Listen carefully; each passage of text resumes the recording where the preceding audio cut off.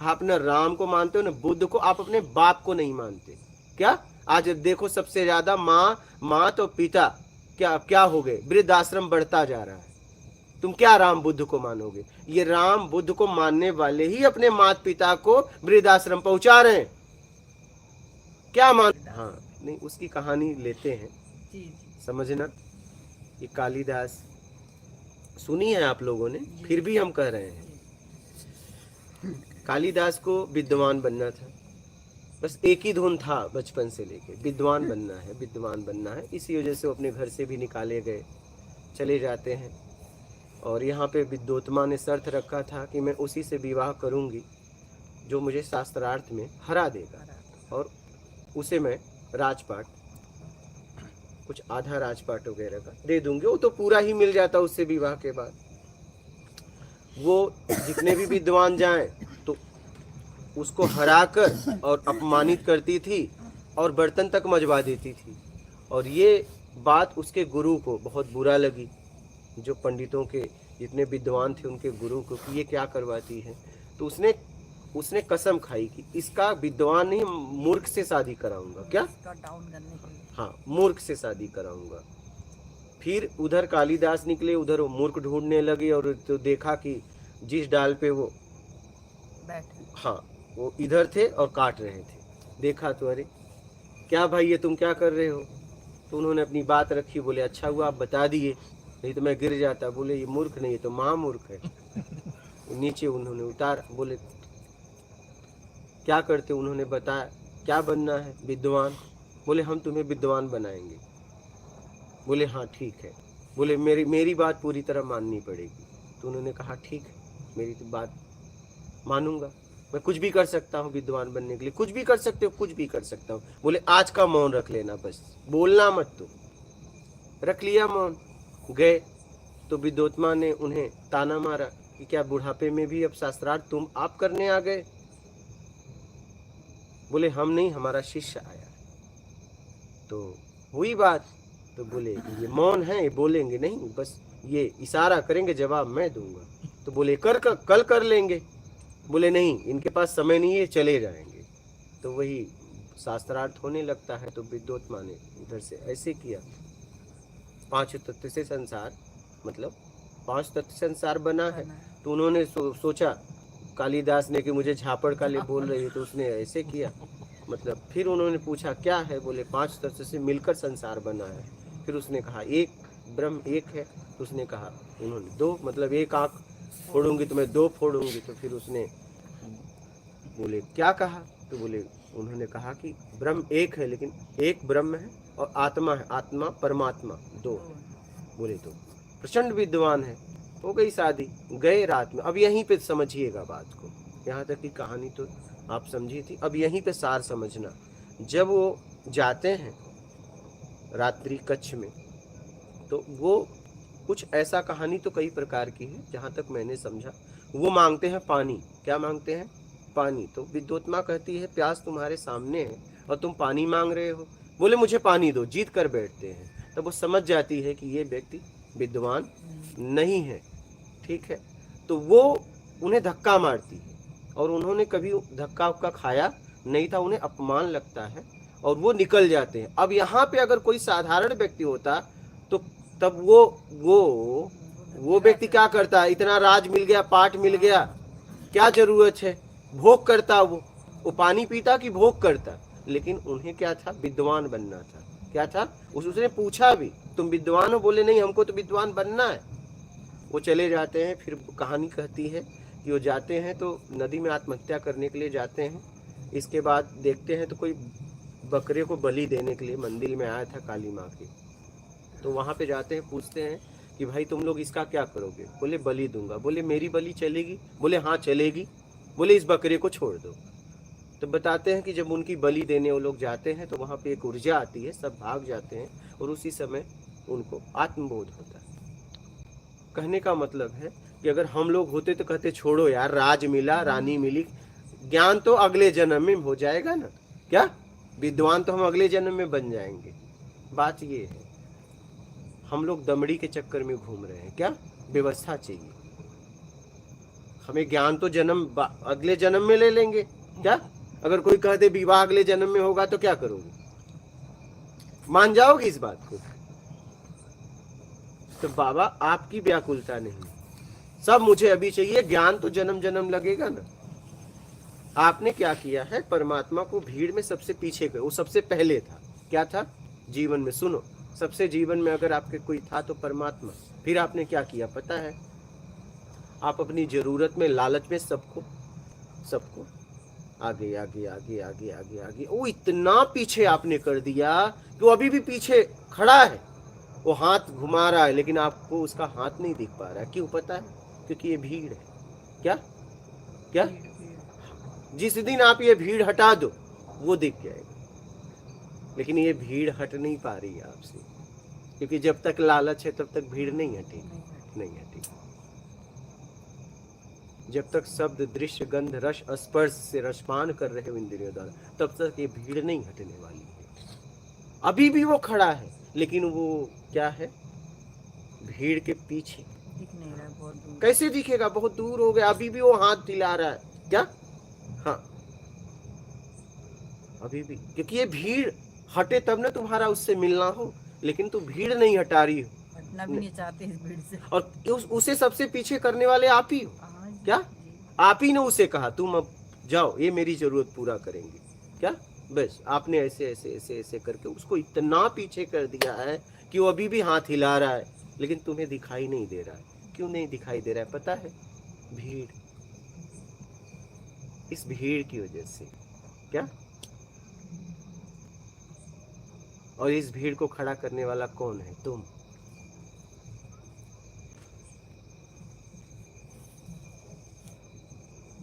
जहां भी जाते हो शरीर लेके जाते हो, लेकिन भीड़ तुम्हारे साथ है।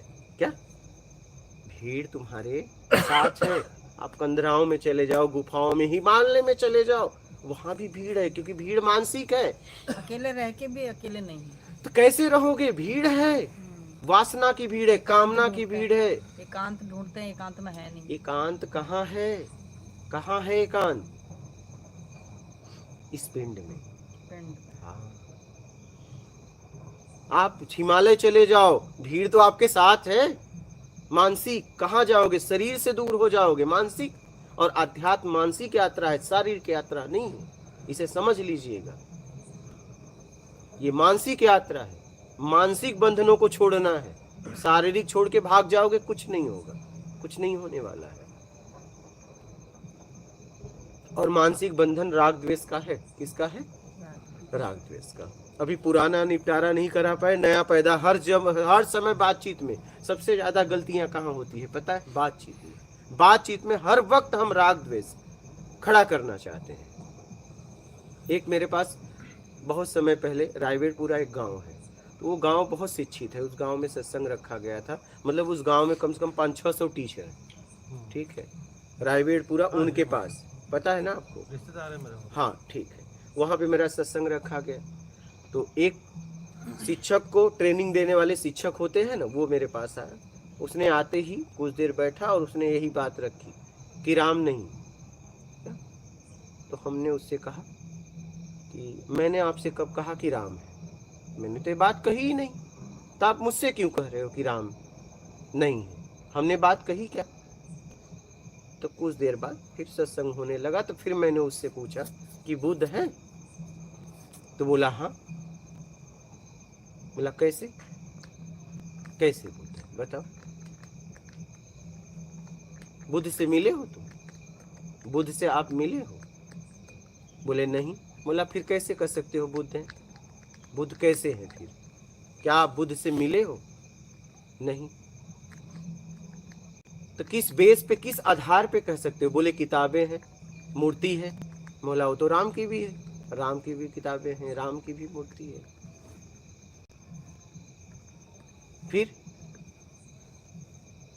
अगर आप बुद्ध को मानते हो, ठीक है, तो राम को भी मानना पड़ेगा। राम को मानते हो तो बुद्ध को भी मानना पड़ेगा। क्या? और राम को या बुद्ध को मानने से कुछ नहीं होगा, उन्होंने जीवन को कैसे जिया है क्या बोला है, क्या कहा है, किस तरीके से जीने के लिए कहा है, जब वो धारण करोगे तब कुछ होगा। न राम को मानने से कुछ होने वाला है, न बुद्ध को मानने से होने वाला है। मैं आपको बता दूं, बुद्ध को मानने वाले की ये स्थिति है कि वो कमेंट में गालियां देते हैं। ये बताइए कैसे आध्यात्मिक है। बुद्ध के ऊपर जिसने थूका, बुद्ध ने उसे भी नहीं कुछ बोला। जरा समझना इस बात को, इस बात को समझना। राम ने कितना मर्यादा भरा जीवन जिया। आज राम को मानने वाले लोग गालियां देते हैं। क्या आप राम को समझे? क्या बुद्ध को आपने समझा? ना आप में दया है, न करुणा है, न प्रेम है, न मर्यादा है। आपने क्या बुद्ध राम को समझा? आप जब लिखते हो ना, आप बोलते हो तो पता चलता है आप बुद्ध को मानते हो कि बुद्ध के द्वारा, राम के द्वारा अपने मैं को खड़ा करना चाहते हो। राम बुद्ध को बात करते हो, राम बुद्ध की। ये जितने लोग, ये देखिए ना, वृद्धाश्रम बढ़ता जा रहा है। कहां से आ रहे हैं माता पिता, बताओ? बेईमानी बढ़ती जा रही, ये राम बुद्ध को मानेंगे? बेईमानियां एकदम चरम सीमा पे है।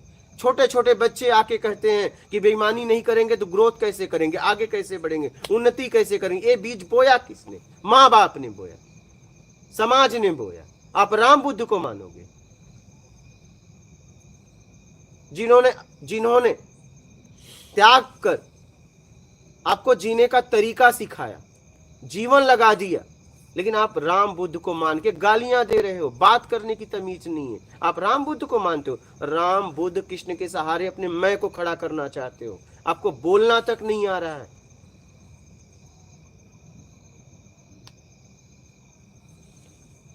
हमने उस बालक से कहा कि अगर आप बुद्ध को मानते हो तो राम को भी मानना पड़ेगा। राम को मानते हो, बुद्ध को मानना पड़े। उन्होंने क्या कहा है वो देखो, क्या किया है वो देखो।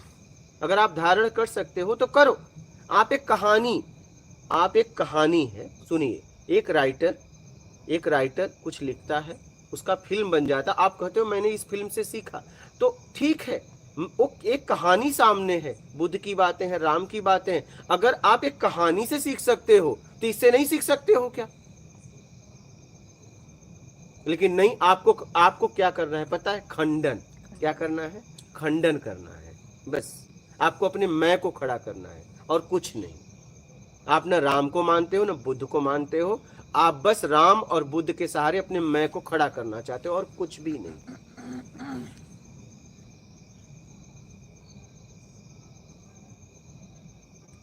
सीधी सी बात।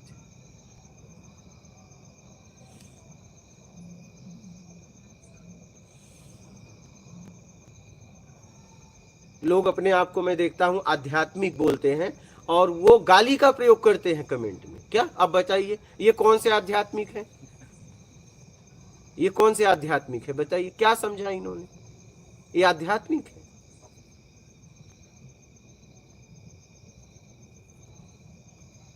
बोलने का तरीका नहीं है, ये आध्यात्मिक है। ये अपने आप को आध्यात्मिक कहते हैं। आध्यात्मिक व्यक्ति मर्यादा में जीता है। किस में जीता है? मर्यादा में। उसके चाल चलन, उठने बैठने बोलने से पता चलता है वो आध्यात्मिक है। समझ रहे हैं? आध्यात्मिक व्यक्ति होना इतना आसान नहीं। बातें करना बहुत आसान है। मैंने देखा है ऐसे लोगों को, आपने भी देखा होगा, आपने भी देखा होगा। नाम लेते हैं राम की, नाम लेते हैं कृष्ण की, नाम लेते हैं बुद्ध की और देते हैं गालियां। नाम लेते हैं कबीर का, पीते हैं गांजा। शर्म नहीं आती? समझना इस बात को। रामायण पढ़ रहे हैं, गुटखा खा के टूक रहे हैं। आप सबसे जाइए नदी के घाट पे, जहां पे घाट है, और चले जाइए। आपको गुटखा का थूकी, बीड़ी, सिगरेट, पाउच, यही सब मिलेगा। मंदिर के कोने में मिलेगा। और आप उस मंदिर में क्या क्या करने, हाथ जोड़ने जा रहे हो। आपका भला होगा, आपका और विनाश होगा। आप करके क्या आ रहे हो? ये लोग क्या है, अपनी कामनाओं में घूम रहे हैं। ये अपने बाप के भी नहीं होते क्या? राम बुद्ध की तो बात छोड़ दो, ये जिससे पैदा हो रहे हैं उसके नहीं होते। आज सबसे ज्यादा बेईमानी चरम सीमा पे है। भारत माता की जय। लेकिन भारत माता को लूटा कौन लूट रहा है? अपने ही देश में बोल रहे हैं मेरा देश, और मेरे देश को खोखला बना दे रहे हैं। ये बात करते हैं भारत माता की, बात करेंगे राम की, बात करेंगे कृष्ण की, बात करेंगे बुद्ध की। ये बस अपने अहंकार को पोषण देने के लिए इनका उपयोग करते हैं और कुछ भी नहीं। सीधी सी बात आपको बताओ, और मैंने इस बात को बहुत अच्छे तरीके से समझा, बहुत अच्छे तरीके से समझा। इसलिए मैं किसी को समझाने का प्रयास ही नहीं करता, उसकी बात सुनता हूं, जितना मुझे समझ में आया बोल देता हूं। क्या सही है क्या गलत मैं सीधा कहता हूं, ना ये सही है ना गलत है भाई, ये न सच है ना झूठ है। जितना मैंने समझा ये मैंने बोल दिया। आपके पास वो भी है ये भी है, आप जहां से आपको लगे समझ में आए उठा के निकल लेना। बस मेरा भाव बस इतना है कि आपको मुक्ति और मोक्ष की तरफ आप बढ़ जाओ, बस बात खत्म। आप यहां से अगर समझ में आए तो यहां से ले लो, वहां से समझ में आए वहां से ले लो, लेकिन निकल लो। हाँ, मैं आपको इतना संकेत कर रहा हूं, आप निकल लो। बाकी आपकी मर्जी, निकलना न निकलना आप जानो, आपका काम जाने। इसलिए लोग बोलते भी हैं आप इनके बारे में बोलो, मैं बोला नहीं, मैं क्यों बोलूं? मैं आपके बारे में बोल सकता हूं, मैं तीसरे के बारे में नहीं बोल सकता। मैं आपके बारे में बोल सकता हूं, आप मुझसे मिलो, आप बोलिए, आपके बारे में बात करूंगा। तीसरे के बारे में क्यों बात करूं? वो भी आएगा तो मैं उसके बारे में उससे बात करूंगा, आपसे क्यों करूं? अगर बुद्ध की बात करनी होगी तो क्या बुद्ध ने आपसे एग्रीमेंट करवाया कि मेरी बात करना? ये क्या आपके रिश्तेदार थे क्या वो? कबीर के बारे में क्या आपसे क्यों बात करूं? मुझे कबीर को पढ़ना होगा, कबीर को सुनना होगा, तो किताबें हैं उनकी। आप उनके रिश्तेदार तो हैं नहीं, आपसे एग्रीमेंट तो हुआ नहीं कि आप उनका प्रचार करेंगे। इसलिए मैं किसी की बात नहीं करता। जितना मुझे समझ में आया है जीवन में उतना मैं अपनी बात को आपके सामने रख ले रहा हूँ। आपको जितना उठाना है उठा लो, छोड़ना है छोड़ दो, आपकी मर्जी। जीवन में इतना ध्यान रखना, कभी किसी का खंडन मत करना। खंडन किए कि राग द्वेष में फंसे, खंडन नहीं होगा तो द्वेष में आ जाओगे, खंडन हो गया राग में फंस जाओगे, मतलब तुम गिरोगे पक्का। इसलिए खंडन कभी मत करना। और कभी भी जीवन में आपके प्रश्न हो तो करना, किसी को परखने के लिए कभी प्रश्न मत करना, ये गलती कभी मत करना। गुरुजी क्षमा चाहूंगा। किसी का मजाक बनाने के लिए कभी प्रश्न मत करना, ये जीवन में याद रखना कभी भी। हम पागलों से भी पूछते थे, भिखारियों से भी पूछते थे, तो मेरे आंखों में आंसू थे। मेरी बात समझ पा रहे हो? जब मैं खोज में भिखारियों के पास बैठता था तो पूरी तरह बैठता था और मेरे आंखों में आंसू गिरते थे उनसे पूछते हुए कि हो सकता है ये जवाब दे दे, क्योंकि समझदारों से पूछते पूछते थक गया मैं। लेकिन जब भी पूछा पक्का पूछा। बात समझ रहे हैं? बोलिए, आप कुछ कह रहे थे।